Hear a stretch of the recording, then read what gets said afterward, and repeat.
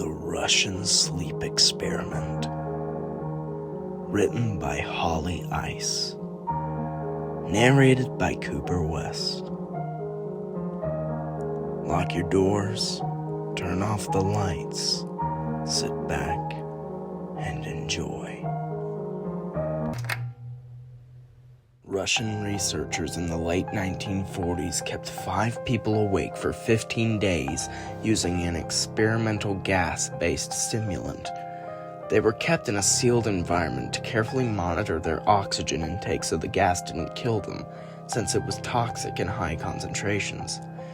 This was before closed-circuit cameras, so they only had microphones and 5-inch thick glass porthole-sized windows in the chamber to monitor them. The chamber was stocked with books, cots to sleep on, but no bedding, running water in a toilet, and enough dried food to last all 5 for over a month. The test subjects were political prisoners deemed enemies of the state during World War II. Everything was fine for the first 5 days. The subjects hardly complained, having been promised, falsely, that they would be freed if they submitted to the test and did not sleep for 30 days. Their conversations and activities were monitored, and it was noted that they continued to talk about increasingly traumatic incidents in their past, and the general tone of their conversations took a darker aspect after the 4-day mark. After 5 days, they started to complain about the circumstances and events that led them to where they were, and started to demonstrate severe paranoia. They stopped talking to each other and began alternatively whispering to the microphones in one-way mirrored portholes. Oddly, they all seemed to think they could win the trust of the experimenters by turning over their comrades, the other subjects in captivity with them. At first, the researchers suspected that this was an effect of the gas itself. After 9 days, the first of them started screaming. He ran the length of the chamber, repeatedly yelling at the top of his lungs for 3 hours straight. He continued attempting to scream, but was only able to produce occasional squeaks. The researchers postulated that he had physically torn his vocal cords. The most surprising thing about this behavior is how the captives reacted to it, or rather, didn't react to it. They continued whispering to the microphones until the second of the captives started to scream. The 2 non-screaming captives took the books apart, smeared page after page with their own feces, and pasted them calmly over the glass portholes. The screaming promptly stopped, and so did the whispering to the microphones. After 3 more days passed, the researchers checked the microphones hourly to make sure they were still working, since they thought it impossible that no sound could be coming with 5 people inside. The oxygen consumption in the chamber indicated that all 5 must still be alive. In fact, it was the amount of oxygen 5 people would consume at a very heavy level of strenuous exercise. On the morning of the 14th day, the researchers did something that they said they would not do to get a reaction from the captives. They used the intercom inside the chamber, hoping to provoke any response from the captives they were afraid were either dead or vegetables. "We are opening the chamber to test the microphones. Step away from the door and lie flat on the floor or you will be shot. Compliance will earn one of you your immediate freedom." To their surprise, they heard a single phrase in a calm voice respond. "We no longer wish to be freed." Debate broke out among the researchers and the military forces funding the research. Unable to provoke any more responses using the intercom, it was finally decided to open the chamber at midnight on the 15th day. The chamber was flushed of the stimulant gas and filled with fresh air, and immediately, voices from the microphone began to object. 3 different voices began begging, as if pleading for the lives of loved ones, to turn the gas back on. The chamber was open, and soldiers were sent in to retrieve the test subjects. They began to scream louder than ever, and so did the soldiers when they saw what was inside. 4 of the 5 subjects were still alive, although no one could rightly call the state that any of them were in life. The food rations past day 5 had not been so much as touched. There were chunks of meat from the dead test subjects' thighs and chest stuffed into the drain in the center of the chamber, blocking the drain and allowing 4 inches of water to accumulate on the floor. Precisely how much of the water on the floor was actually blood was never determined. All 4 surviving test subjects also had large portions of muscle and skin torn away from their bodies. The destruction of flesh and exposed bone on their fingertips indicated that the wounds were self-inflicted by hand, not with teeth as the researchers initially thought. Closer examination of the position and angles of the wounds indicated that most of them, if not all of them, were self-inflicted. The abdominal organs below the ribcage of all 4 test subjects had been removed, while the heart, lungs, and diaphragm remained in place. The skin and most of the muscles attached to the ribs had been ripped off, exposing the lungs through the ribcage. All of the blood vessels and organs remained intact. They had just been taken out and laid on the floor, fanning out around the eviscerated, but still living bodies of the subjects. The digestive tract of all 4 could be seen working, digesting food. It quickly became apparent that what they were digesting was their own flesh that they had ripped off and eaten over the course of the days. Most of the soldiers were Russian special operatives at the facility, but still many refused to return to the chamber to remove the test subjects. They continued to scream to be left in the chamber and alternatively begged and demanded that the gas be turned back on, lest they fall asleep. To everyone's surprise, the test subjects put up a fierce fight in the process of being removed from the chamber.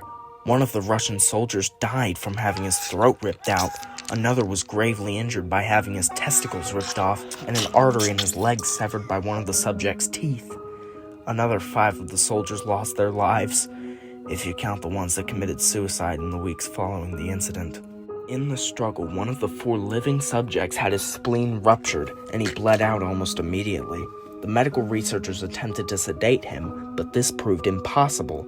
He was injected with more than 10 times the human dose of morphine derivative, and he still fought like a cornered animal, breaking the ribs and arm of one of the doctors.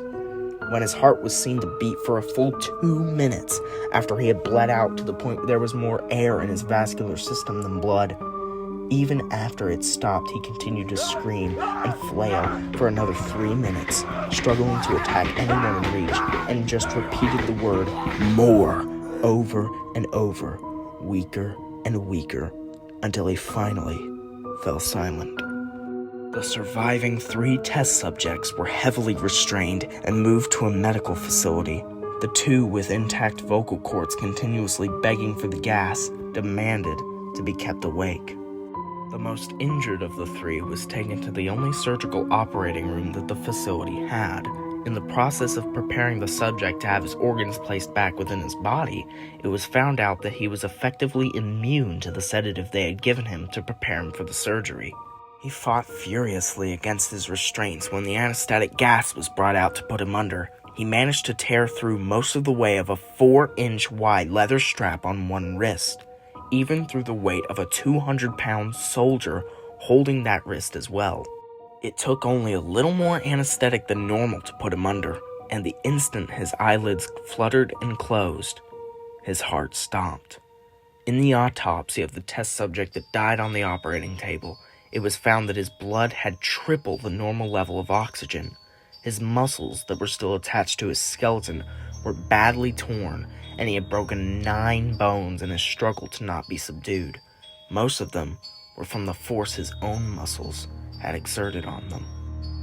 The second survivor had been the first of the group of 5 to start screaming. His vocal cords destroyed, he was unable to beg or object to surgery, and he only reacted by shaking his head violently in disapproval when the anesthetic gas was brought anywhere near him. He shook his head yes when someone suggested, reluctantly, that they try the surgery without anesthetic, and did not react for the entire 6-hour procedure of replacing his abdominal organs and attempting to cover them with what little remained of his skin. The surgeon proceeding stated repeatedly that it should be medically impossible for the patient to still be alive.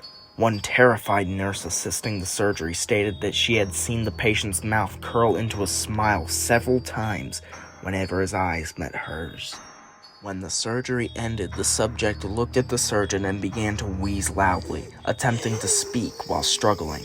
Assuming that this must be something of drastic importance, the surgeon had a pen and pad fetched to the patient so he could write his message. It was simple. Keep cutting. The other 2 test subjects were given the same surgery, both without anesthetic as well, although they had to be injected with a paralytic for the duration of the operation. The surgeons found it impossible to perform the operation while the patients laughed continuously. Once paralyzed, the subjects could only follow the attending researchers with their eyes. The paralytic cleared their system in an abnormally short period of time, and they were soon trying to escape their bonds. The moment they could speak, they were again asking for the stimulant gas. The researcher tried asking them why they had injured themselves, why they had ripped out their own guts, and why they wanted to be given the gas again. Only one response was given. I must remain awake. All 3 subjects' restraints were reinforced, and they were placed back into the chamber, awaiting determination as to what should be done with them.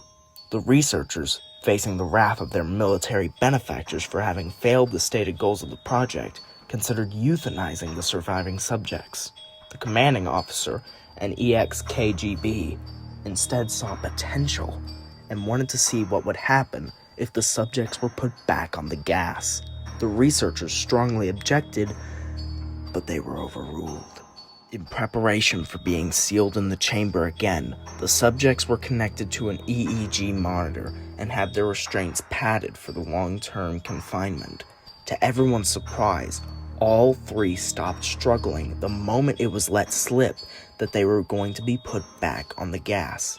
It was obvious that at this point, all 3 were putting up a great struggle to stay awake. One of the subjects that could speak was humming loudly and continuously. The mute subject was straining his legs against the leather bonds with all his might.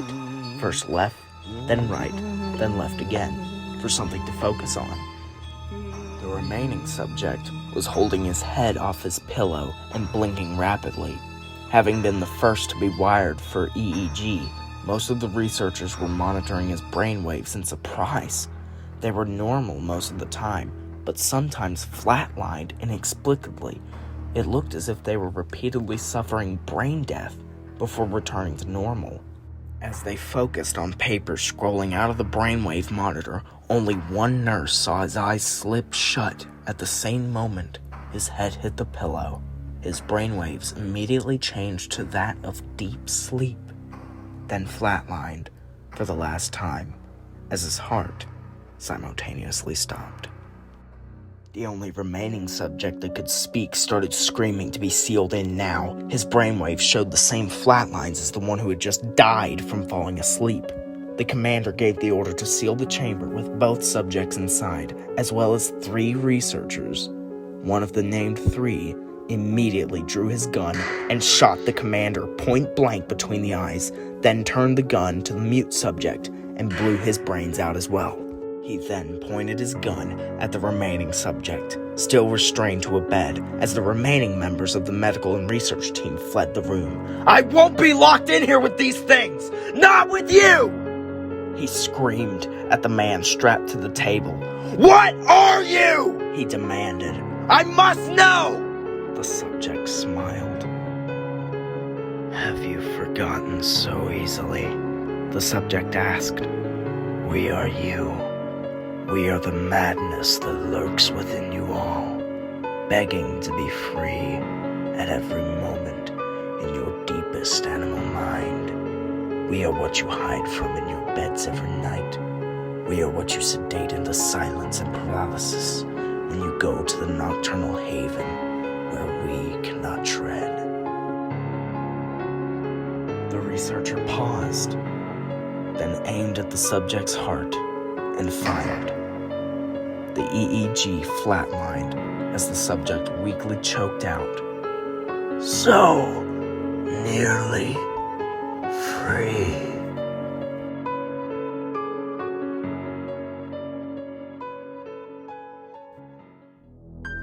Hello everybody.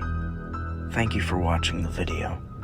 Leave a like down below so I know you enjoyed it, and write a comment in the comment section so I know what you thought. Click the subscribe button if you're new, and ring the bell so you'll be notified when I upload. Until then, stay alert.